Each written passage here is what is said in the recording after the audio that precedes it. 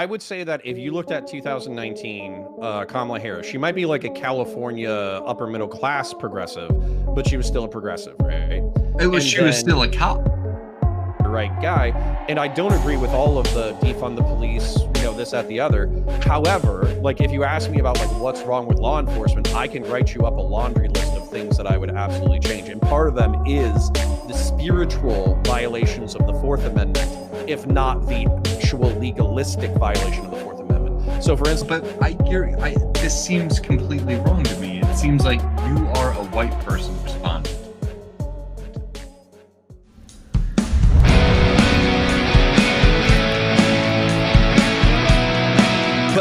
but there is a book behind me because I finally filled up all my bookshelves with books because people didn't donate so much money that I could just fill them with Warhammer miniatures. But God bless the audience anyway. But there's a criminal justice standards training book here from when I went to the police academy in 2015, and I want to say on the opening 1 or 2 pages it talks about the ideal American society. And like the ideal American society is one in which a law-abiding citizen who is committing no crime has no fear of the police because they will not be intervened upon. And actually, as a law enforcement officer, if you see civilians walking around doing their thing, crossing at the pedestrian crosswalk, obeying the speed limit, putting on their seatbelt, all that kind of stuff, leave them the fudge alone. Okay. And that's basically what the book says. And for me, I think that's cool. I think that you're literally telling the security training manual saying you live in a free country, do not harass people who are minding their own business. I think that's a cool idea and part of what makes America cool. So if we go to, well, you're brown and you're speaking Spanish in front of me, therefore I'm going to detain you as a law enforcement officer until I can verify your immigration status, that doesn't sound like a free country to me. It doesn't. Or I at least it haven't. sounds like violating. I look. Sorry, Hold on a go ahead. second. I haven't had a chance to talk to you about politics for a while, Connor. Mhm. So like, how much do you think that is like legit versus how much of this is fear mongering? Because we've done this with I think abortion, we've done this with fucking defund the police when we actually ended up funding it more. So like, can you ground this out for me personally? sure. I don't think this will go, or I don't think this will go through with local law enforcement. I think that there's enough of a culture within local law enforcement where one, they don't have the authority. Two, it's a huge liability. Three, even if you deputize them, there's healthy chunk of municipalities who are not going to want to participate in this because they're not going to want to flood their jails and their prisons with a bunch of immigrants pending deportation from the federal government. And also, it's going to cost, if it was actually done, it's going to cost a truckload of cash. And so I think that the actual participation from local law enforcement and state law enforcement is going to be minimal. I just think that you're going to see a beefing up and increased aggression from ICE and Border Patrol. Okay, that sounds reasonable to me, and it's kind of what I expect. Yeah. So sorry, real quick. So for me, it's not the Wait, outcome. can I jump in here? Sure. I know you've got like a thing to say, but I haven't. I just jumped in because I felt so strongly about this. But like, Sure. I want to take it back to when we're talking about stop and frisk and how that's like inherently racist and how that was it was applied in a very racist way. And I want to talk about Stopping brown and black people disproportionately. Sure. exactly. So like what like we already know that pretextual police stops happen all the time and that they are mostly done with black and brown people. So like Mm-hmm. what's the difference of today? Do you really think that like we're making that big of a change? Do you think we've come that far from stop and frisk?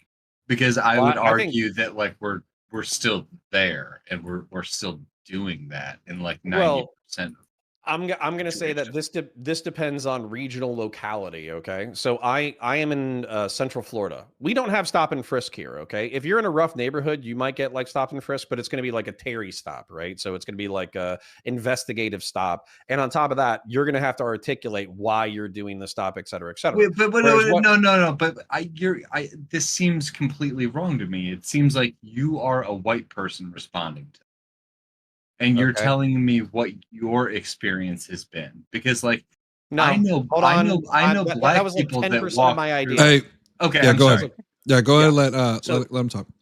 Well, so I was just going to say, in Baltimore and in New York City, stop and frisk and broken windows policing was the tactics for extended periods. And so they basically do say, hey, put your hands on the wall. I'm going to pat you down or whatever. And you're just a Joe Schmo walking through your neighborhood doing whatever. And I'm pretty sure the reason why New York actually significantly reduced their stop and frisk program, I would actually have to take a look at what it is right now. But the reason why they caught so much flack was because 99% of their stops didn't come up with anything because they were stopping everybody inside neighborhoods and it was just 90% black and brown.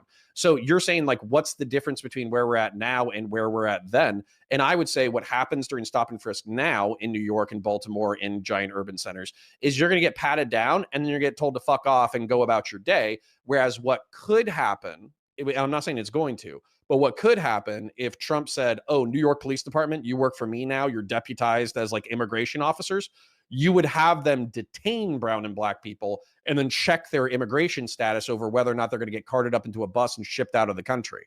That's the difference. Okay. So yeah, it gets worse under Trump, is what you're saying. I'm a leftist. If you don't know me, I'm sure you don't. I hope you don't. Couldn't tell. So like I'm just against cops in every way, but like I don't see how that's any different. Like you admit that like 90% of stop and frisk stops were actually black and brown people. And so like with them being 13% of the population, that should be that 13% of them were stopped, but it was 90%. You acknowledge that. So like, do you think I'd have to double check the different... stats, but I'm pretty sure that was part of the controversy for New York stop and frisk was it was disproportionately targeting certain neighborhoods. No, it absolutely was. Because it was also, like you said, broken windows policing. Yep. They went to where the problems were, quote unquote, and they kind of exacerbated the problems by further policing those people and putting them in prison. So like, do you think it's that different today? Do you really think that we've made like a huge step forward in racism and policing? This is a different conversation to the one that we're having. We're talking about the conversation. I just popped in here and for this. Well, and I don't mind going on a tangent if we want to go on a tangent. If DoggHouse is cool. No, go ahead because I think this does tie in a little bit to what criminal justice would look like under Donald Trump versus Kamala Harris. So I'm completely fine with this conversation going that way. Well, and by the way, so Wesley, I'm not sure how familiar you are with me or my previous content or anything like that. But so for me, I probably came into the debate scene in 2019, and I am like I would say like a center right guy, and I don't agree with all of the defund the police, this, that, the other. However, like if you ask me about like what's wrong with law enforcement, I can write you up a laundry list of things that I would absolutely change. And part of them is the spiritual violations of the Fourth Amendment, if not the actual legalistic violation of the Fourth Amendment. So for instance, like I think that there's some like New York lawyers who can legalese their way into stop and frisk being viable. But I think that if you read the Fourth Amendment, then it's pretty clear that people should be secure in their persons and papers unless there's like an articulable reason for why they should be stopped by an agent of the state. But then we get into this conversation about like, it's almost like how authoritarian versus libertarian or authoritarian versus liberal do you want your society to be?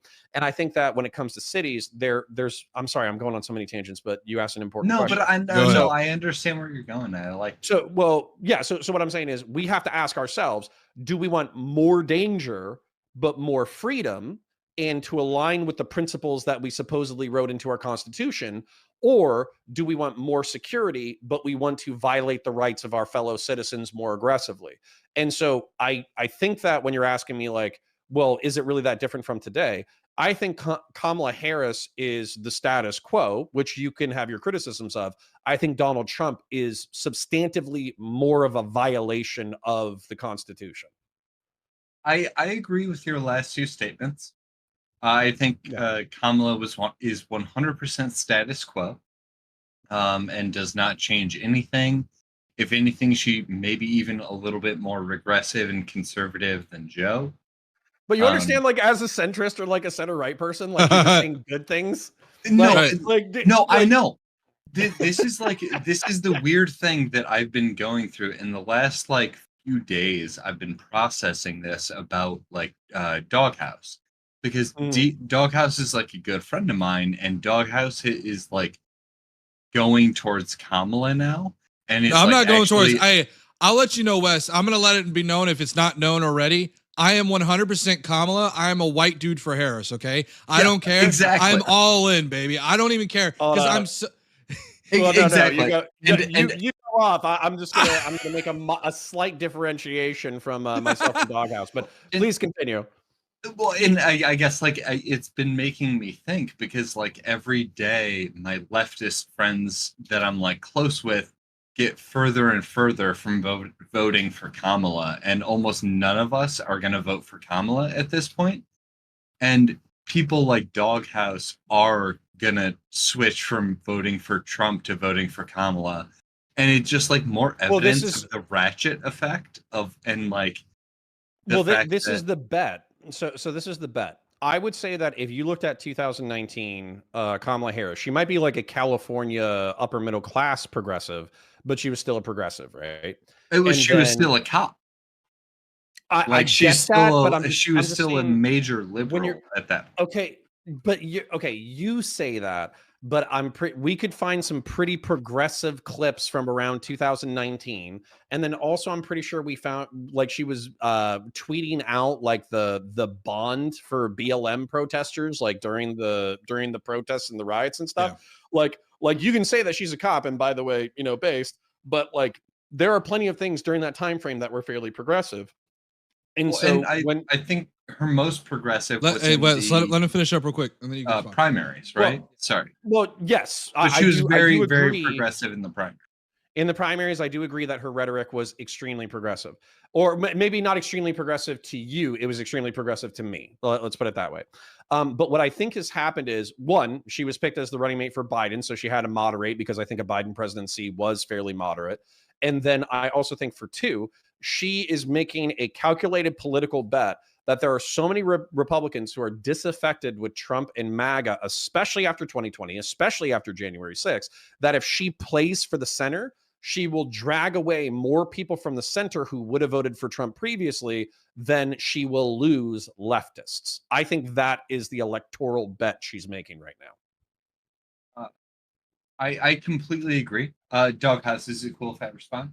Of course, go ahead. Go ahead. I'm letting y'all go off. I was eating my dinner. Y'all go ahead. Yeah, no, I completely agree. Like, I think that is the bet that she is making.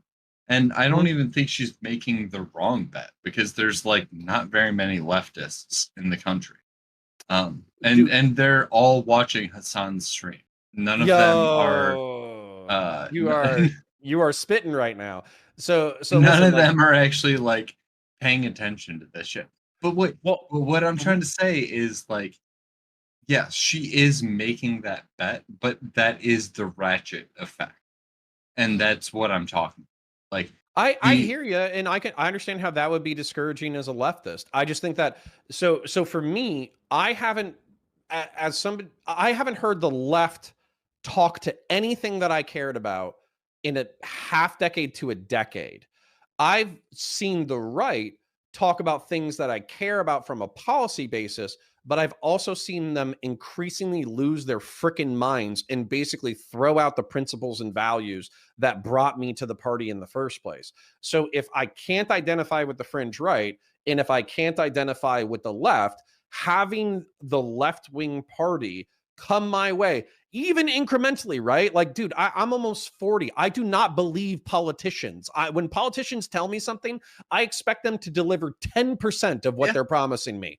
However, even seeing a political party move my way in the smallest amount is encouraging. No, but you are the liberal that leftists hate. Like, sure. you are a liberal, and you are happy when the left-wing party, which in this country is the Democrats, which is not left-wing at all, but it's the best that we have, when they move to the right, you're happy about that, which is fine. Like that, you're center right, so like of course that's gonna make you happy. But like you have to understand how like to me that's just completely demoralizing and destructive to like any type of leftist cause. I feel like the fact that DoggHouse is going to vote for Kamala. Okay, wait. This season. Wait, no. Let me finish. There's like one. Wesley, more I have sentence. a rebuttal when you're done. Yeah. There's like 1.5 more sentences, maybe. The fact that DoggHouse is going to vote for Kamala this season is actually it makes me like completely lose faith in anything that is leftist or truly I'm democratic. Sorry. I got a thing here. I don't want to. Let Connor respond. Well, Actually, let's Ty go because you haven't spoke, and then I'll let. I mean, this is a pretty easy one. So, like, okay, so DoggHouse is I still think you're a righty. You just are pissed off at MAGA, and you have every right to be. You're going Kamala. I know Connor has at least hinted that he's kind of flirting with the idea, although I don't know if you've actually said. I'm going to. It's a bitter pill, but I'm going to. Okay.